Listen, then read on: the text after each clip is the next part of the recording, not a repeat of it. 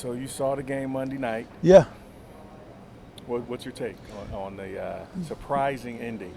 You know what? I just had to laugh and just said, same old Browns, man. Here we go again. So, Now, this is from a guy that's not only from Cleveland, you yeah, played man. for the Browns. Yeah. So how did you take that? And it's disappointing, man. You want to root for the team. We're all diehard Browns fans. Like I tell people all the time, no matter what I say, I bleed orange and brown. I've been watching this team my whole entire life, and that's never going to change. But right now, it's just hard to watch, man. The Browns found a way to lose. It's just like you got Patriots. You watch those guys, and the Denver Broncos. They find a way to pull through.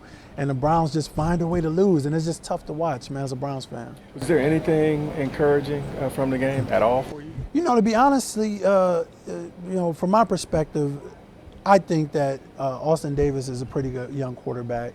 And I said it before, and I'll say it again. Unfortunately, I think that Johnny-Manziel's time is over with the Cleveland Browns. I think Johnny is ready to get out of here, and I think Cleveland is ready to get him out of here. So he'll probably go on to Dallas or Houston or something like that.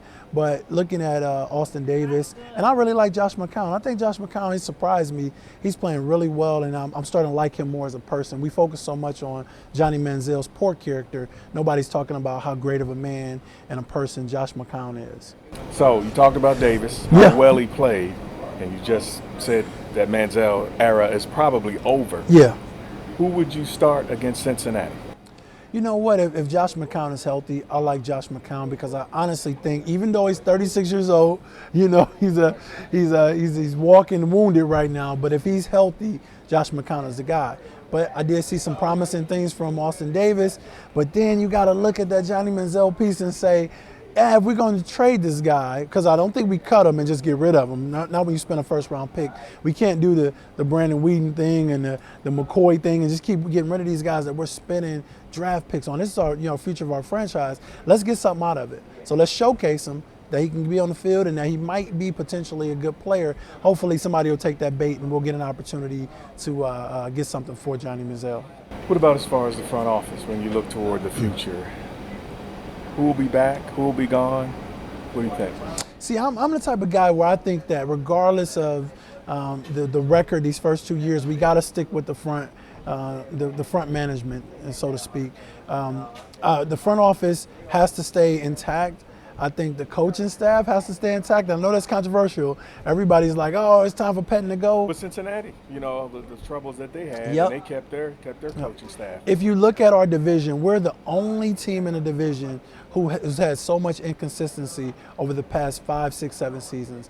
Baltimore, very consistent front office, very consistent coaching staff, consistent winning. Same thing with Cincinnati now. They finally figured it out. And of course, you got the Steelers and only having 3 coaches in the last 50, 60 years.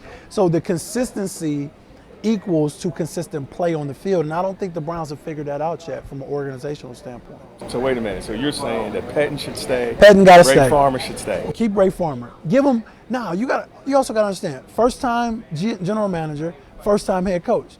To me, the first 2 years are a wash. You got to just expect that these guys got to get their system in. They got to kind of figure out what the job is and what's expected of them. Then in year 3, this is when the evaluation starts. Let's start evaluating them in year 3, and then 3, 4, possibly 5, we should know what we're dealing with at that point.